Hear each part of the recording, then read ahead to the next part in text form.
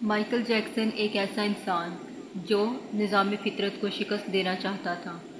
اسے چار چیزوں سے سخت نفرت تھی۔ اسے اپنے سیاہ رنگ سے نفرت تھی، وہ گوروں کی طرح دکھائی دینا چاہتا تھا۔ اسے گمنامی سے نفرت تھی، وہ دنیا کا مشہور ترین شخص بننا چاہتا تھا۔ اسے اپنے ماضی سے نفرت تھی، وہ اپنے ماضی کو اپنے آپ سے کھرچ کر الگ کر دینا چاہتا تھا۔ اسے عام لوگوں کی طرح 70-80 برس میں مر جانے سے بھی نفرت تھی۔ وہ 150 سال تک زندہ رہنا چاہتا تھا۔ وہ ایک ایسا گلوکار بننا چاہتا تھا جو 150 سال کی عمر میں لاکھوں لوگوں کے سامنے ڈانس کرے، اپنا آخری گانا گائے، 25 سال کی گرل فرینڈ کے ماتھے پر بوسہ دے اور کروڑوں مداحین کی موجودگی میں دنیا سے رخصت ہو جائے۔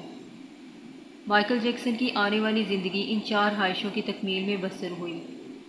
اس نے 1982 میں اپنا دوسرا البم تھرلر لانچ کیا۔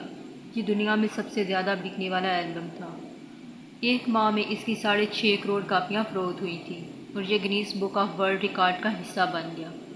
مائیکل جیکسن اب دنیا کا مشہور ترین گلوکار تھا۔ اس نے گمنامی کو شکست دے دی تھی۔ مائیکل نے اس کے بعد اپنی سیاہ جلد کو شکست دینے کا فیصلہ کیا اور پلاسٹک سرجری شروع کروا دی۔ امریکہ اور یورپ کے 55 چوٹی کے پلاسٹک سرجن سے خدمات حاصل کی، یہاں تک کہ 1987 تک مائیکل جیکسن کی ساری شکل و صورت، جلد، نقوش اور حرکات و سکنات تبدیل ہو گئی تھی۔ سیاہ فام مائیکل جیکسن کی جگہ گورا چٹا اور نسوانی نقوش کا مالک ایک خوبصورت مائیکل جیکسن دنیا کے سامنے آ گیا۔ یوں اس نے اپنی سیاہ رنگت کو بھی شکست دے دی۔ اس کے بعد ماضی کی باری آئی۔ مائیکل جیکسن نے اپنے ماضی سے بھاگنا شروع کر دیا۔ اس نے اپنے خاندان سے قطع تعلق کر لیا۔ اس نے اپنے ایڈریسز تبدیل کر لیے۔ اس نے کرائے پر گورے ماں باپ حاصل کر لیے اور تمام پرانے دوستوں سے بھی جان چھڑا لی۔ ان تمام اقدامات کے دوران جہاں وہ اکیلا ہوتا چلا گیا، وہاں وہ مصنوعی زندگی کے گرداب میں بھی پھنس گیا۔ اس نے خود کو مشہور کرنے کے لیے ایلوس پریسلے کی بیٹی لیزا میری پریسلے سے شادی کر لی۔ اس نے یورپ میں اپنے بڑے بڑے مجسمے بھی لگوا دیے اور اس نے مصنوعی طریقہ تولید کے ذریعے ایک نرس ڈیبی رو سے اپنا پہلا بیٹا پرنس مائیکل بھی پیدا کیا۔ ڈیبی رو کے بطن سے اس کی بیٹی پیرس مائیکل بھی پیدا ہوئی۔ اس کی یہ کوشش بھی کامیاب ہو گئی۔ اس نے بڑی حد تک اپنے ماضی سے جان بھی چھڑا لی، لہٰذا اب اس کی آخری خواہش کی باری تھی۔ وہ 150 سال تک زندہ رہنا چاہتا تھا۔ مائیکل جیکسن طویل عمر پانے کے لیے دلچسپ حرکتیں کرتا رہا۔ مثلاً وہ رات کو آکسیجن ٹینٹ میں سوتا تھا، جراثیم، وائرس، بیماریوں کے اثرات سے بچنے کے لیے دستانے پہن کر لوگوں سے ہاتھ ملاتا تھا۔ وہ لوگوں میں جانے سے پہلے منہ پر ماسک چڑھا لیتا تھا۔ وہ محسوس خوراک کھاتا تھا اور اس نے مستقل طور پر 12 ڈاکٹر ملازم رکھے ہوئے تھے۔ یہ ڈاکٹر روزانہ اس کے جسم کے ایک ایک حصے کا معائنہ کرتے، اس کی خوراک کا روزانہ لیبارٹری ٹیسٹ بھی ہوتا اور اس کا اسٹاف اسے روزانہ ورزش کرواتا۔ اس نے اپنے لیے فالتو پھیپھڑوں، گردوں، آنکھوں، دل اور جگر کا بندوبست بھی کر رکھا تھا۔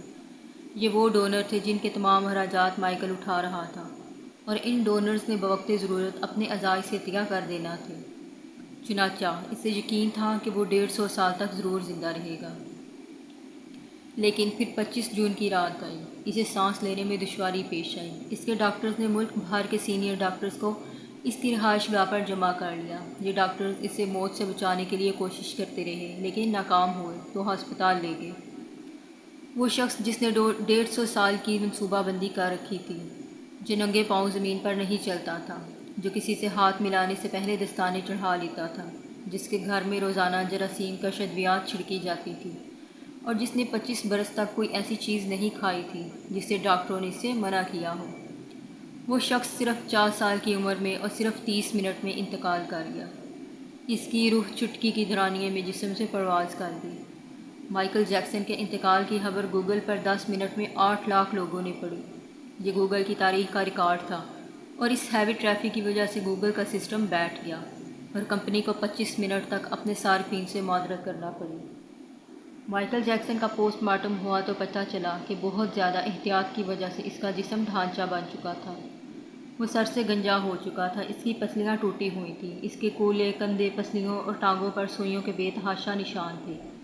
وہ پلاسٹک سرجری کی وجہ سے پین کلرز کا محتاج ہو چکا تھا، چنانچہ وہ روزانہ درجنوں انجیکشن لگواتا، لیکن یہ انجیکشن، یہ احتیاط اور یہ ڈاکٹرز بھی اسے موت سے نہیں بچا سکے۔